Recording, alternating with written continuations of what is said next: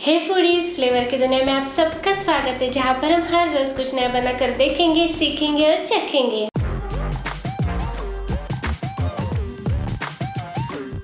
आज हम बनाएंगे आंवले का मुखवास। आंवले का मुखवास बनाने के लिए सबसे पहले हम यहाँ पर आधा केजी आंवले लेंगे और उसे धोकर सुखाकर कद्दूकस कर लेंगे। यहाँ पर हमने कद्दूकस करने के लिए इसका इस्तेमाल किया है। ये देखिए, यहाँ पर हमने सारे आंवले को कद्दूकस कर लिया है और इसमें से बीज निकाल दिए हैं। अब हम इसमें 1 टीस्पून काला नमक डालेंगे,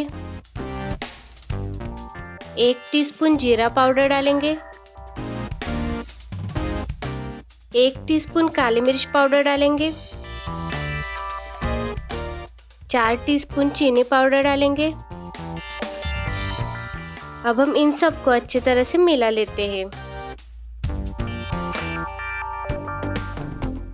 अब हम इस आंवले के मिश्रण को 2 से 3 दिन के लिए सुखा लेते हैं। ये देखिए, हमारा आंवला मुखवास तैयार हो चुका है। ऐसी रेसिपी देखने के लिए लाइक कीजिए, सब्सक्राइब कीजिए और आपके अनुभव हमारे साथ शेयर कीजिए।